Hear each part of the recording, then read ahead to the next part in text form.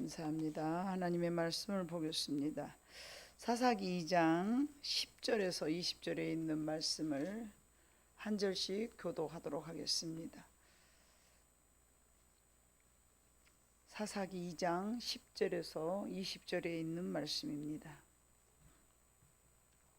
구약성경 362쪽 다 찾으셨으면 10절을 내가 먼저 읽겠습니다. 그 세대의 사람도 다 그 조상들에게로 돌아갔고 그 후에 일어난 다른 세대는 여호와를 알지 못하며 여호와께서 이스라엘을 위하여 행하신 일도 알지 못하였더라. 애굽 땅에서 그들을 인도하여 내신 그들의 조상들의 하나님 여호와를 버리고 다른 신들 곧 그들의 주위에 있는 백성의 신들을 따라 그들에게 절하여 여호와를 진노하시게 하였으되 여호와께서 이스라엘에게 진노하사 노략하는 자의 손에 넘겨주사 그들이 노략을 당하게 하시며 또 주위에 있는 모든 대적의 손에 팔아 넘기심에 그들이 다시는 대적을 당하지 못하였으며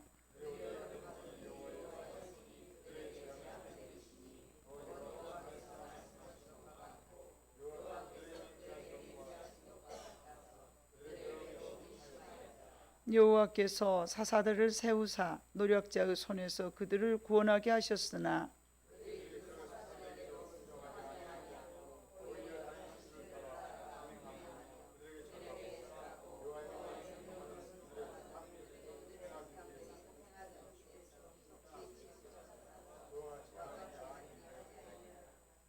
여호와께서 그들을 위하여 사사들을 세우실 때는 그 사사와 함께 하셨고 그 사사가 사는 날 동안에는 여호와께서 그들을 대적의 손에서 구원하셨으니 이는 그들이 대적에게 압박과 괴롭게 함을 받아 슬피 부르짖음으로 여호와께서 뜻을 돌이키셨음이었거늘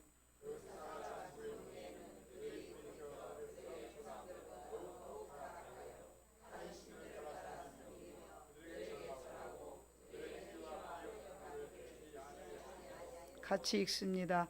여호와께서 이스라엘에게 진노하여 이르시되 이 백성이 내가 그들의 조상들에게 명령한 언약을 어기고 나의 목소리를 순종하지 아니하였은즉 아멘. 이스라엘 백성들은 하나님께서 출애굽시켰고 광야에서 또 많은 훈련을 시켰습니다. 그러는 과정 속에서 하나님을 강하게 만났지만 언약대로 그들은 또한 가나안 땅으로 인도함을 받았었지만 그 모든 것들을 체험한 이스라엘 백성들이 순종의 길만 걸었다면 얼마나 좋았을까요?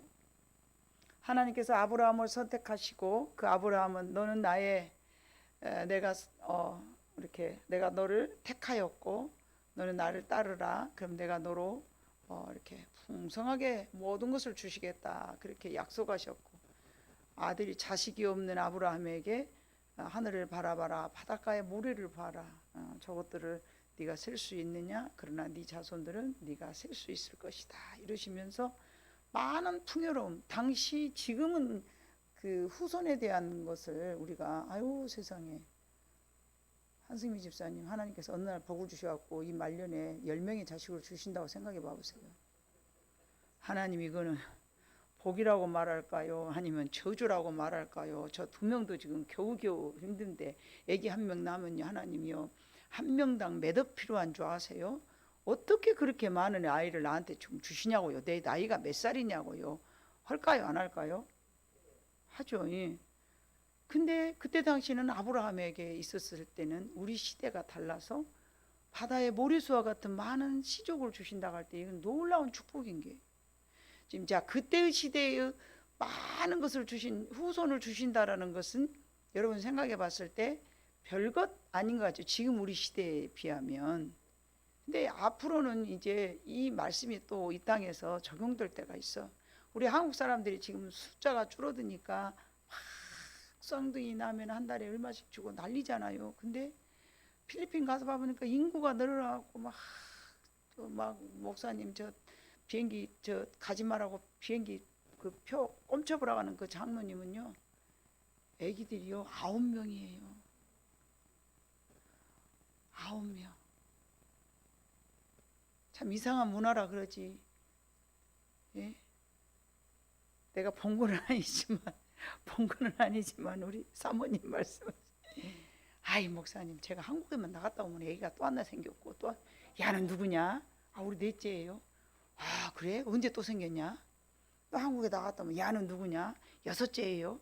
어머, 봐보니까 얼굴이 비슷하지 않은 것 같아갖고 아무래도 목사님 필시 저것들은 뻐꾸기 알 같아 막 이러면서. 에이, 아가씨들이 임신해갖고 다니는 그거는요 병도 아니에요. 그건 아무것도 아니에요. 그냥 웃기는 것이잖아요. 근데 앞으로는 그 나라가 우리나라보다 이제 더 잘 살아질는지 어쩔는지 모르지만은 하여간 지금은 참 인구가 많아진 나라를 무시할 수 없는 시대가 이제 돌아오는 거예요.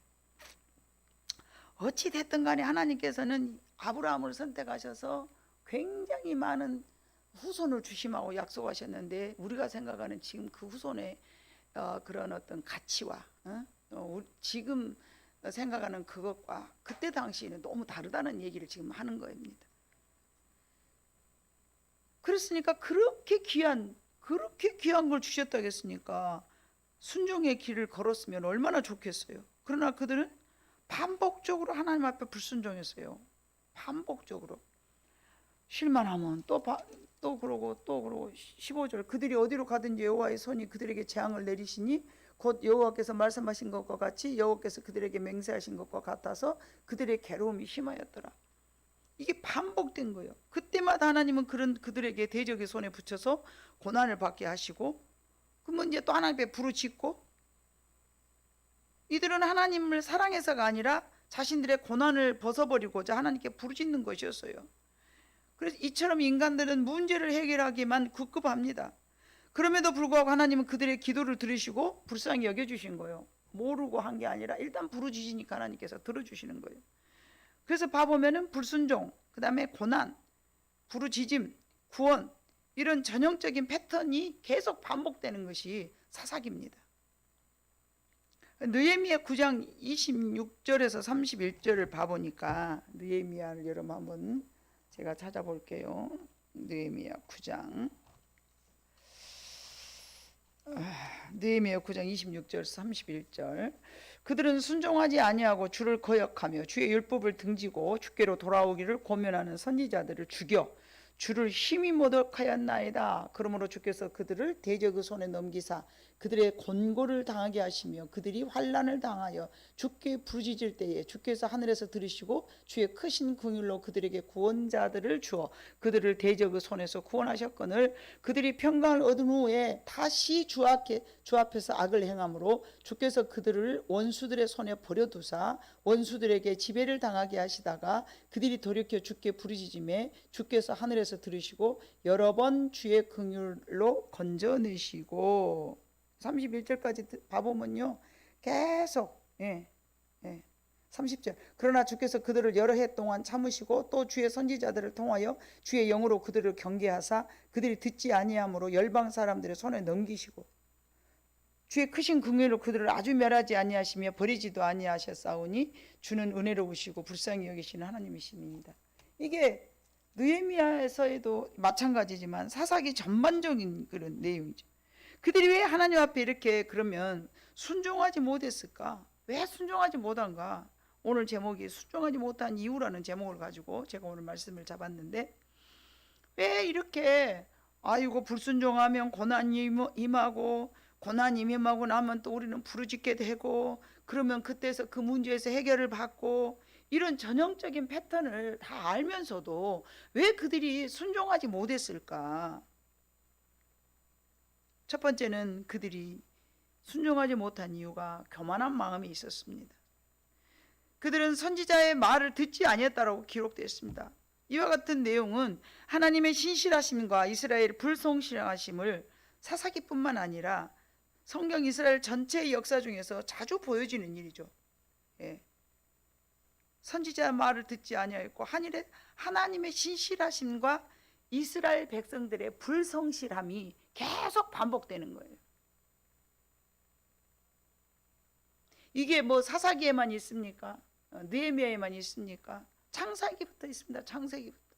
어디까지? 요한계시록까지. 얼마나 인간이 미련한지 모릅니다. 반복된 불순종, 반복된 고난, 반복된 부르짖음, 반복된 구원. 이게 이스라엘 역사 가운데만 있는 것이 아니라 저와 여러분들 가운데서도 이것이 비일비재합니다. 그래서 디모데후서 3장 16절에 바보님은 성경은 교훈과 책망과 바르게 함과 의로 교육하기에 유익하기에 우리를 위하여 기록하셨다고 그랬어요. 성경은 교훈과 책망과 바르게 함과 의로 교육하기에 유익하기에, 성경을 그래서 우리는 매일 밥 먹듯이 귀로 듣고 마음으로 먹고 가슴에 새기고, 그래 그러면 안 되지. 하나님이 그러지 말라 그랬어. 이렇게 되새김질하는 사람들은 참 잘 사는 사람들입니다. 하나님이 그 복 내려주신 사람들인 거예요. 복이 뭐 있습니까? 하나님 말씀 기억하고 순종하면 그것이 복이죠. 예. 교만은 패몽의 선봉이요 넘어짐의 앞잡이니라. 잠언 16장 18절에 말씀. 이 교만이라는 것은 우리 인생으로 하여금 넘어지게 하는 것이죠. 내가 교만한가? 교만한 사람한테 교만하다고 하면 알아요? 몰라요? 어떻게 이렇게 잘 알아요? 교만한 사람은 내가 교만한 줄을 절대 몰라요. 그럼 언제 알아야 될까요? 내 인생이 넘어졌을 때. 아, 내가 교만했구나. 아, 내 인생이 실패했어? 아, 그럼 내가 교만했구나. 역으로 생각해 봐야 돼요. 역으로. 불순종함은 내가 교만하여졌기 때문에 불순종하는 거죠. 불순종이라는 것은 교만하여졌기 때문에 불순종이 있는 거예요. 왜냐하면 본인 스스로가 옳다고 생각하는 거예요. 본인 스스로가 이게 옳아라고 생각하는 것이 그 자체가 교만이에요. 남 앞에서 내가 의시되고 막 아주 막 이 정도 교만이라, 그거는 그냥 저 아래 수준 낮은 사람들에게 적용되는 말씀이고, 우리들 그래도 하나님의 말씀 앞에서 바로 살아가려고 노력하는 사람들에게는 그런 교만은 안 하죠. 예. 막 나를 드러내 보려고 뭐 의기양양하면서 그런 교만까지는 안 가고, 그냥 내가 옳다라고 생각하는 그 자체가 교만인 거예요. 나라는 존재. 그래서 남을 나보다 낮게 여기라고 그랬잖아요. 그게 겸손인 거죠. 아, 저분의 말이 옳아. 내가 옳아. 이것보다도 그래, 저분의 말이 옳아. 저 사람의 말이 옳아. 심지어는 저 아이의 말이 옳아. 다른 사람의 말에 귀를 기울일 수 있는 사람은 겸손한 사람인 거예요. 내가 옳다라고 주장하는 사람은 절대 겸손이라고 말할 수 없어요.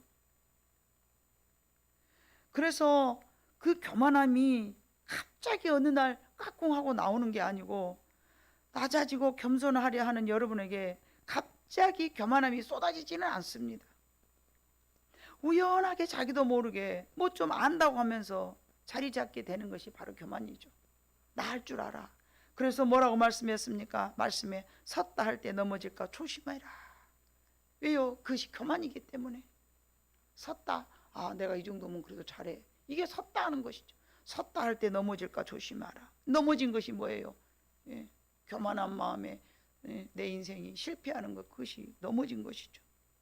두 번째는 왜 불순종하는가? 욕심 때문에 불순종하게 됩니다.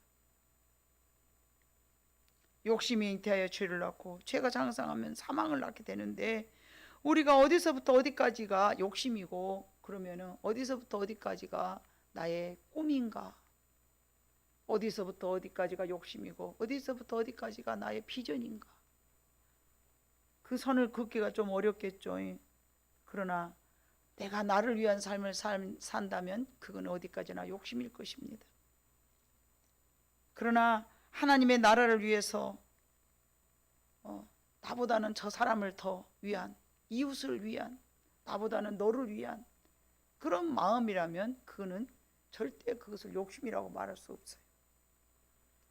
그래서 혹시 그것이 하나님의 나라를 위하여서다 할지라도 하나님보다 앞서가면 그것 또한 열심이라는 욕심입니다. 열심히 특심하여서 열심이라는 욕심 때문에 내가 또 넘어지는 것입니다. 세 번째는 왜 불순종하게 되는가? 지혜가 없기 때문에, 알지 못해서, 하나님의 뜻이 무엇인지 알지 못하기 때문에 순종할 수가 없죠. 뭘 알아야 면정을 하죠. 모르는데 어떻게 하나님 말씀에 순종을 하겠습니까? 그래서 뭐 다른 여러 가지가 많이 있겠지만 순종하지 못한 특별한 큰 이유가 이렇게 세 가지로 제가 잡아보았는데, 여러분 날씨, 오늘 좀 비가 막 쫙 이렇게 올라 그래갖고 후덕지근해갖고 막 이제 막 그냥 막 후덕지근해갖고 막 좀 화창한 날씨는 아니었잖아요. 이 날씨는 무엇에 의하여서 결정이 될까요? 태양에 의하여서 결정이 될까요? 구름에 의해서 결정이 될까요? 구름에 의해서 결정이 돼요. 태양은 항상 그 자리에서 부글부글 빨갛게 막 열을 내고 있는데, 구름이 쫙 가려버리면 날씨가 흐리고, 구름이 쫙 그치고 나면 태양이 쫙 비쳐서 날씨가 맑고. 태양은 항상 그 온도를 유지하면서 환하게 비추고 있어요. 그러나 그 구름이 그것을 가리우면 시원해지고 비도 오고 그러듯이, 우리들의 영혼의 날씨에도 하나님에 의해서 결정이 되는 것이 아니라 나의 영적 상태에 따라서 기쁘기도 하고 슬프기도 하고 행복하기도 하고 좌절되기도 하고 그러는 거예요. 하나님에 의해서 된 것이 아니고요, 나에 의해서 되는 거예요. 불순종하거나 교만하거나 욕심을 부리고. 우리들의 영혼에 구름이 잔뜩 끼면은 여러분 행복한 마음이 사라지죠. 맞습니까? 네 탓이 아니고, 내가 근심하고 염려하고 불만을 가지고, 내가 짜증을 내고, 내가 슬프고, 내가 염려하고, 내가 잘하려는 욕심을 갖게 되고, 뭔가 내 마음속에서 하나님으로부터 분리된 생각을 할 때 내 인생은 그때 어두워지는 거예요.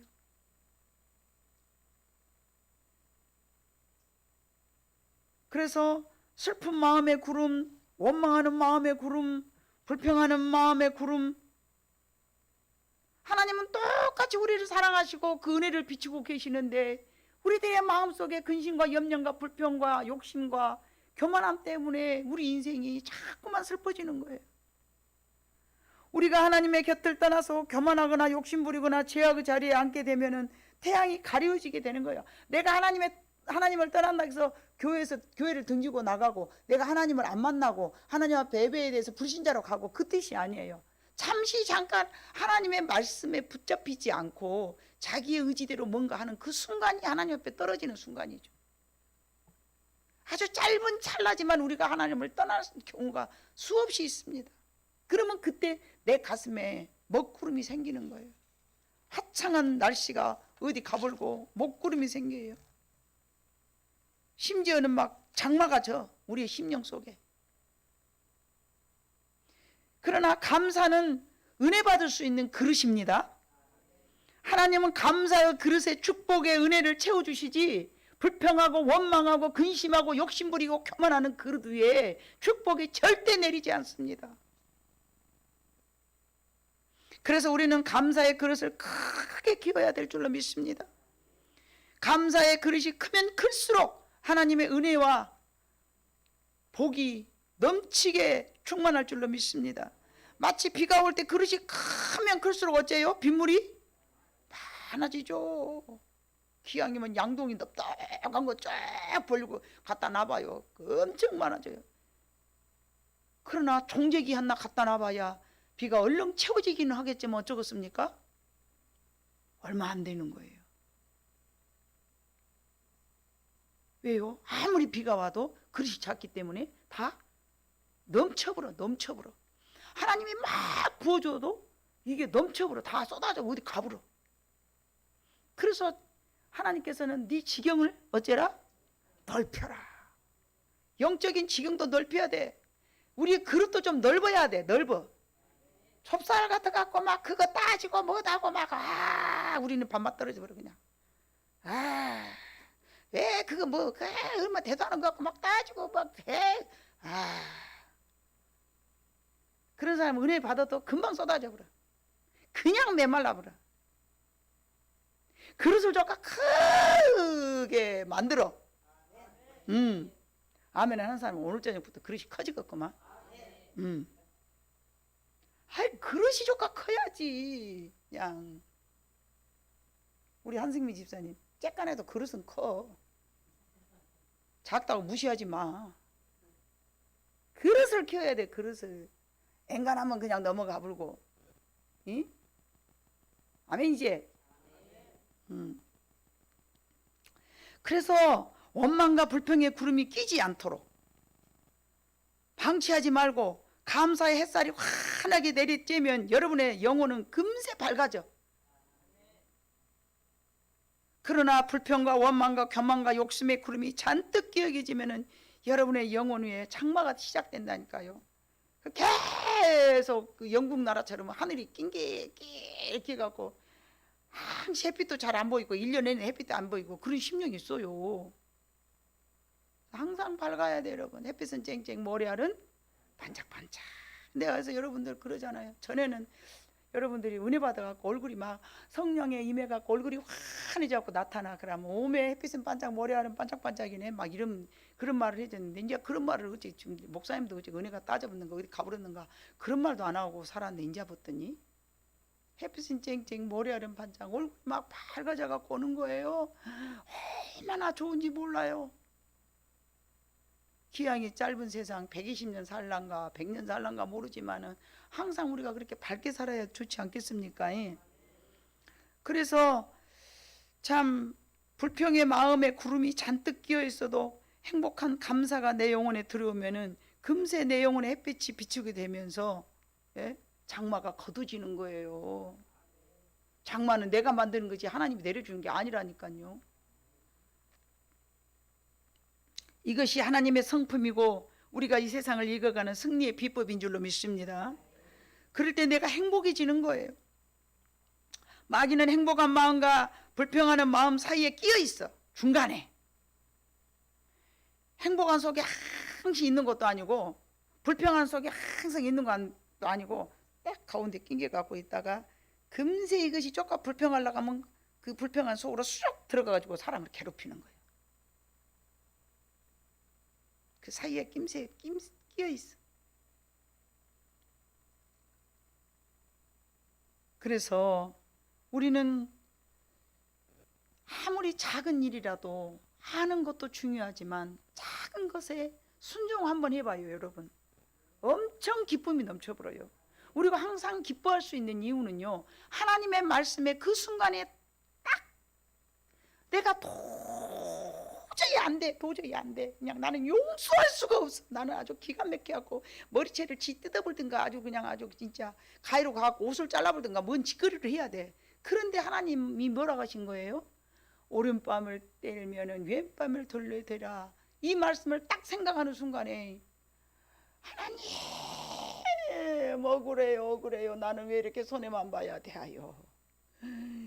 왼밤을 저것이 때렸는데 어떻게 오른밤을 돌려댈 수가 있어요. 그러나 하나님께서 말씀하셨으니 내가 하나님을 사랑하니 내가 그 말씀에 순종하겠습니다. 그 순간 순종하는 순간에 내 마음속에 있는 장마가 싹 걷어져 버리는 거예요. 사랑하는 여러분 다 체험했을 줄로 믿습니다. 얼마나 그때 기쁜 줄 몰라요. 그렇게 할 때 내가 기쁨이 이 마음속에 그 순종하는 그 마음속에 그 순종하는 그 순간에 여러분의 마음에 행복이 찾아오는 것이고 기쁨이 다시 소생되는 것이고 우글쭈글했던 내 마음속에 완전하게 다시 한번 기쁨과 감사로 넘칠 줄로 믿습니다. 그렇기 때문에 주의 말씀에 순종함이 곧 기쁨의 시작이라는 것입니다. 자, 느헤미야 8장 13절로 17절을 한번 봐볼까요 여러분? 느헤미야 8장 13절로 17절에 있는 말씀, 자 한번 따복 같이 한번 읽어봐요. 시작. 그 이튿날 묵 백성의 족장들과 제사장들과 레위 사람들이 율법의 말씀을 밝히 알고자 하여 학사 에스라에게 모여서 율법에 기록된 바를 본즉 여호와께서 모세를 통하여 명령하시기를 이스라엘 자손은 일곱째 달 절기에 초막에서 거할지니라 하였고, 또 일러스되 모든 성읍과 예루살렘에 공포하여 이르기를 너희는 산에 가서 감람나무 가지와 들감람나무 가지와 하석류나무 가지와 종려나무 가지와 기타 무성한 나무 가지를 가져다가 기록한 바를 따라 초막을 지으라 한지라. 백성이 이에 나가서 나무 가지를 가져다가 혹은 지붕 위에 혹은 뜰 안에 혹은 하나님의 전 뜰에 혹은 숨은 광장에 혹은 에브라임 문 광장에 초막을 짓되, 사로잡혔다가 돌아온 회중이 다 초막을 짓고 그 안에서 거하니 눈의 아들 여호수아 때로부터 그날까지 이스라엘 자손이 이같이 행한 일이 없었으므로 이에 크게 기뻐하며. 아멘. 하나님의 말씀에 순종했더니 어째서요? 기쁨이 찾아온 거야.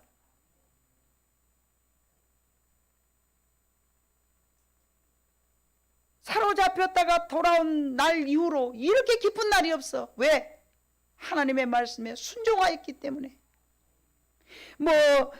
나무도 기타 무성한 나무, 여러 나무, 하나님께서 감람나무와 들감람나무와 하석류나무와 종려나무와 여러 나무가 있는데 그것만 갖고 오라는 건 뭐예요? 순종의 여부를 보시는 거예요. 아무 나무도 있잖아요. 바로 문 앞에 갔더니 엄청 나무에 떡갈나무가 있는 거야. 그런데 하나님께서 가져오란 나무가 아니니까 지나가고, 저 산꼭대기에 있을지라도 화석류나무와 감람나무와 들감람나무와 종려나무와 이런 나무를, 하나님이 원하시는 나무를 갖다가 초막을 지었어. 이스라엘 백성들이 살 수 있는 초막을 지었어. 그러고 났더니 기쁨이 회복되는 거야. 기쁨이. 이스라엘 자손이 이같이 행한 일이 없었으므로 이에 크게 기뻐하며 엄청 좋았다는 얘기예요.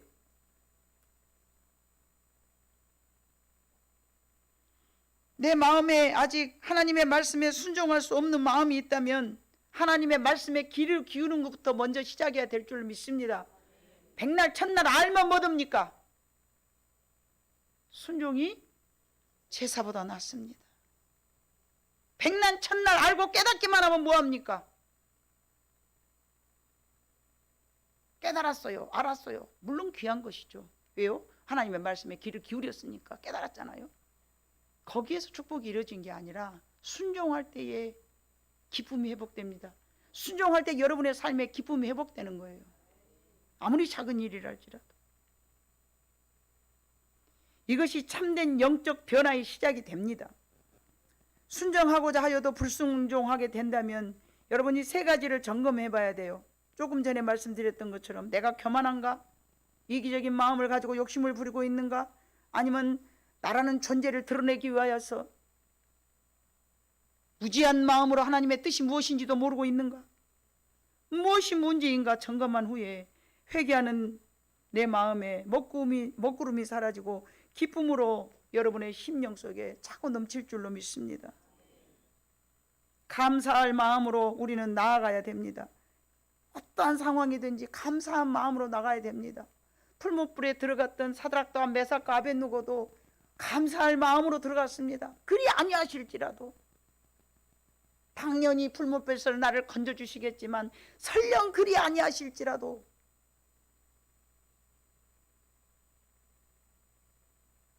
감사한 마음으로 나갔을 때에 우리들의 영혼이 회복될 줄로 믿습니다. 누구나 사람은 인정받고 싶은 욕구가 있습니다. 그러죠? 학생은 선생님에게, 남편은 아내에게, 아내는 남편에게, 자녀는 부모에게, 성도는 누구에게? 하나님에게. 아멘. 성도는 하나님 앞에 인정을 받아야 돼. 그렇다면 우리는 언제 하나님께 인정받을 수 있는가? 오직 하나님의 말씀에 순종할 때 인정받는 거예요. 하나님께 인정받고 나면 세상이 날 몰라줘도 낙심하지 않습니다. 누구도 나를 몰라줘도 하나님의 내 맘 하심으로 우리는 크게 위로를 받을 줄로 믿습니다. 아브라함은 언제 하나님 앞에 인정받는 사람이 되었습니까? 독자 이삭을 하나님 앞에 바쳤을 때에 아브라함아, 이제는 네가 나를 얼마나 사랑하는지를 내가 알았다. 이미 아브라함 마음속에 하나님을 향한 사랑이 있음을 하나님이 모르실 리가 없잖아요. 그러나 행할 때, 행위로 나타낼 때에 이제야 네가 나를 얼마나 사랑하는 줄 아느니라. 너는 다시는 이제는 나를 보고 내 친구라 하자. 네는 나의 친구다. 이게 얼마나 놀라운 축복입니까, 여러분?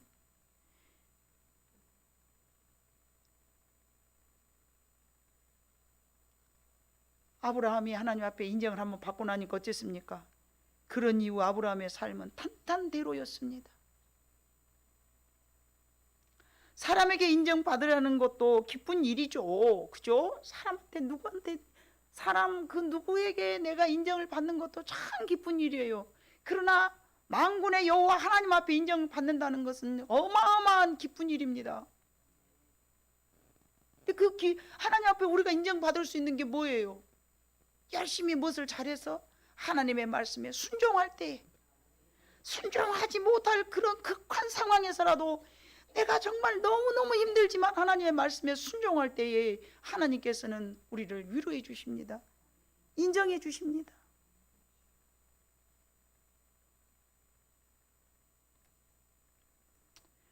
우리가 하나님 앞에 인정받기 위해서는 세상이 날 몰라주는 것이 당연합니다. 내가 하나님 앞에 인정받기 위해서는 세상이 나를 몰라줄 수밖에 없습니다. 세상이 나를 알아주는 것은 그게 세상 사람들하고 친하고 세상 사람들하고 세상 물건에 따라서 열심히 그들하고 어깨를 나란히 하는데 하나님과 어떻게 그게 나란히 되겠습니까? 세상을 사랑하면 곧 하나님과 원수됨이라고 했는데 세상을 사랑하고 있으면서 하나님 앞에 어떻게 인정을 받겠습니까? 당연히 세상 사람들은 우리를 쳐다보면서 바보 무지렁이라 하죠. 지렁이 같은 것들, 멍청한 것들. 뭐 하나님 열심히 저렇게 한다고 뭐 옷이 나와 멋이 나와 저거 참 답답한 것들. 손가락질하고 막. 예? 어쩌면 인간의 삶의 가장 큰 목적이 우리가 하나님 앞에 인정받기 위함인 줄도 모릅니다. 물론 구원받는 것이 최종적인 이유이고 영생을 얻는 것이 우리들의 목적이죠. 그러나 그거는 너무나 당연한 일이니까 제 1번째이니까 놔두고 그 다음으로는 우리가 하나님 앞에 인정받기 위해서 여러분 우리가 살아가는 거 아닐까요? 하나님 앞에 인정받기 위해서 이것도 하고 저것도 하고. 그래서 정말 하나님 앞에 우리가 내가 인정받아야겠다 이런 마음을 먹은다면 하나님 앞에 말씀에 순종이 가능할 줄로 믿습니다. 그래요. 내가 하나님 앞에 인정받을 수만 있다면 제가 하나님의 말씀에 순종해야죠. 이렇게 누가 알아주든 안 알아주든 하나님의 말씀에 내가 순종할 수 있는 여러분이 될 줄로 믿습니다. 내 안에 순종하지 못하게 하는 어떤 불순물도 우리는 제거하게 될 줄로 믿습니다. 왜? 하나님 앞에 인정받기 위해서 열심을 내다 보면은 그래 내가 하나님 앞에 인정받기 위해서라면은 이것 정도 못하겠냐? 하나님 그래요. 내가 뼈를 깎는 아픔이 있을지라도 내가 하나님 앞에 인정받는다면 그럴 수만 있다면 저는 내 목숨까지라도 아낌없이 하나님 앞에 드리겠습니다. 이런 마음을 우리가 갖잖아요. 그런다고 해서 목숨을 막 우리가 잘라내고 그 하나님 원하시지도 않지만 그런 각오로 하나님을 따르게 된다는 것이죠. 그렇게 되다 보면 하나님의 말씀에 불순종할 것이 뭐 있겠냐 이 말입니다. 어떤 말씀이라도 하나님의 말씀에 우리가 하나님의 말씀에 순종하고자 원하지만 안 되는 이유가 우리가 너무 답답한 일이지 않습니까? 왜 나는 이렇게 안 될까? 왜 나는 이렇게 안 될까? 여러분 하나님의 말씀에 불순종하게 된 이유가 가만히 들어보니까 목사님 내가 교만도 아닌 것 같고 욕심도 아닌 것 같고 무지함도 아닌 것 같고 뭔지 모르겠어. 근데 왜 나는 불순종하게 될까? 하나님을 그 어느 것보다도 그 누구보다도 하나님을 더 사랑하게 되면 하나님 앞에 순종하게 될 줄로 믿습니다. 그러나 하나님을 더 내가 하나님을 사랑하는 것은 좀 더 어렵고 하나님 앞에 인정받는 것은 좀 더 낫다고 저는 생각을 해요. 뭐가 옳은지는 모르겠습니다만 개인적으로 차별이 좀 있을 수는 있겠지만 여러분 생각할 때 그러지 않습니까? 내가 하나님을 사랑하기 때문에 그 어떤 것도 감수할 수 있잖아요. 그죠? 내가 하나님을 사랑하기 때문에 이것도 참을 수 있어. 내가 하나님을 사랑하기 때문에 이것도 할 수 있어. 내가 하나님을 사랑하기 때문에 이 말씀도 복종할 거야. 우리가 그렇게 되지 않습니까? 그래서 내 안에 정말로 나를 불순종하게 하는 어떤 모든 불순들을 다 제거하고 우리 안에 항상 장맛비 같이 쫙 찌들어져 있는 그런 모든 장맛비를 싹 이렇게 걷어버리고 항상 내가 기뻐하게 살 수 있는 것은 하나님 앞에 순종하지 못한 이유인데, 그 순종하지 못한 것을 순종할 수 있도록 한다면 그것은 내가 하나님 앞에 인정받기 위해서라도 열심히 살다 보면은 내가 하나님의 말씀에 순종하게 될 수 있다, 이런 말씀입니다. 그래서 마귀에게 우리의 마음을 빼앗기지도 말고, 또는 하나님의 말씀에 열심히 기도 기울였었고 순종하기도 결심했었고 내가 이제 뭔가 변화되기를 원하였었고. 우리 예수 믿는 사람들이 여러분 가만히 생각해 보세요. 구원받은 것은 당연한 일이잖아요. 우리가 구원받기 위해서 날마다 이렇게 합니까? 아니잖아요. 그건 이미 끝났잖아요. 그죠? 하나님 앞에 살아계신 하나님은 만왕의 왕이시여 창조주의 하나님이시며 그분의 아들 독생자 예수 그리스도가 나의 구원의 주이셨어요. 그분을, 예수를 믿는 순간에 우리는 구원받습니다. 그럼 우리가 이 노력한 이유는 뭐예요? 내 삶을 변화시키기 위한 것이죠. 거듭나기 위함이죠. 거듭나야 되죠. 과거의 삶 그대로 살고 있으면 안 되잖아요. 뭔가 변화돼야 되잖아요. 고집을 땡땡 부리던 사람이 고집이 사라져버리고, 화를 발끈발끈 내던 사람이 화가 없어지고, 근심과 염려가 잔뜩 있었던 사람이 사라지게 되고, 우리가 그런 어떤 내 속에 있는 죄성을 변화시키기 위해서, 우리는 인간으로 만들어졌기 때문에 근본적으로 우리는 죄인이에요. 근데 그거를 그대로 갖고 구원은 받을 수는 있어요. 그러나 기왕이면 이 땅에 살면서 멋진 그리스도인들이 되고자 하는 것이잖아요. 그거를 내 자식들에게 유산으로 남겨주고 싶잖아요. 아브라함처럼 순종하는 아름다운 모습을. 아브라함이 제일 처음부터 순종하는 그런 사람이었습니까? 아니었습니다. 아브라함이 처음부터 그렇게 믿음이 좋았습니까? 아니었습니다. 그러나 그가 살면서 자꾸 훈련받으면서 점점 더 멋있는 사람으로 성장해 갔잖아요. 그것처럼 저와 여러분들도 구원받는 데는 지장이 없습니다. 그러나 우리가 하나님 앞에서 순종한다라는 것은, 순종이라는 것은 순종을 안 한다고 해서 내가 구원 못 받고 그러진 않아요. 그러나 순종을 했을 때는 우리가 지금보다 더 나은 삶을 살 수가 있습니다. 더 나은 삶을 살기 위한 우리들의 추구이고, 그것이 내 욕심이 아니고 하나님이 우리에게 요구하시는 것이기 때문에 그렇습니다. 하나님이 저와 여러분에게 요구를 하십니다. 예수님께서도 그러셨습니다. 심령이 가난한 자는 복이 있나니 천국이 저희 것이며, 긍휼히 여기는 자는 복이 있나니 저희가 긍휼히 여김을 받을 것이며, 의에 줄이고 목마른 자는 복이 있나니 저희가 위로를 받을 것이요. 그런데 긍휼히 여기는 마음이 없어 그러. 어째서 그러면? 애통하는 자는 복이 있나니 저희가 위로를 받을, 애통할 마음도 없어 그러. 그럼 어떻게 할 것이요? 그래서 우리 마음속을 자꾸 기경을 하라고 그랬죠. 너희의 마음속을 기경을 해라. 기경을 해라. 기경을 해라. 기경을 해라. 돌박 같은 것들 다 끄집어내서 버려버려라. 돌짝박 같으냐? 너희 심령이 하나님의 말씀에 복음이 땅에 떨어졌지만 자라나지를 못하느냐? 그러면은 가시박 같은 것들, 돌짝박 같은 걸 다 걷어내라. 걷어내. 그게 기경인 거죠. 그래서 우리는 날마다 하나님 말씀을 통하여서 내가 불순종하지 못한 이유가 무엇인가? 결국은 그러면 내가 하나님의 법을 불순종하지 못한 여러 가지 요인들이 있는데, 이런 것들을 내가 걷어내야만이 참 하나님 앞에 순종할 수 있는 사람이 되는구나. 그렇게 살면서. 왜요?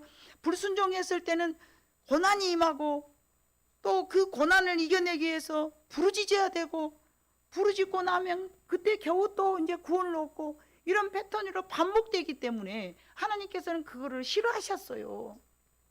너희는 항상 하나님 앞에 순종하는 사람이 되어야 된다. 그런데 우리 속에는 불순종의 요인들이 너무 많이 있잖아요. 가장 큰 것이 뭐라고요? 교만한 마음이라는 거예요. 욕심된 마음이라는 거예요. 하나님을 알지 못한 무지함이라는 것이죠. 그래서 이런 모든 것들을 우리가 마음속으로 발견해낼 때마다 하나님 앞에 배설물로 여기면서 바울이 말한 것처럼, 그래서 바울은 어쩐다 그랬어요? 한 번만 죽었은 게 끝난 것이 아니라 어쩐다 그랬어요? 매일 죽는다 그랬어요. 매일. 매일 나는 죽는다. 죽지 않으면 주님의 말씀에 순종할 수 없었으니까. 죽지 않았으면 그는 하나님 앞에 복음의 일을, 사역을 나가서 열심히 일을 한다고 했지만은 늘 공격이 오고 늘 죽음이 도사리고 있고 참 위협적인 일이 있을 때마다 자기 자신을 죽이지 않으면 그 사명을 다 감당할 수 없었으니까. 그래서 매일 나는 죽노라 그랬잖아요. 매일 죽노라. 한 번만 죽었으면 말이야. 뭐라고 그렇게 매일 죽었겠어요. 뭔가 하기 위해서 그런 줄로 믿습니다. 주의 복음을 증거하기 위해서는 자기 자신이 살아서는 안 되니까 죽어야만 내가 하나님의 일을 감당할 수 있는데, 자기 자신이 살아가지고 뭐가 올라오는 거예요? 화도 올라오고, 막 때리면은 같이 막 때려불고 싶고, 같이 어겨불고 싶고, 막 이런 마음이 올라오거든요. 근데 그런 것들을 이제 잠재우기 위해서는 자기 자신은 매일 죽어야만 했습니다. 그래서 우리 마음속에 순종하지 못한 이유들이 무엇인가? 먼저는 참 여러 가지로 말씀드렸습니다마는, 어찌됐든 내가 결론적으로는 내가 하나님 앞에 인정받기 위해서는 모든 것을 내가 배설물로 여길 수 있는 그런 마음을 가지고, 불순종해서 고난에서 내가 또 부르짖음으로 반복된 패턴은 내 인생에서 지워버려야 되겠다.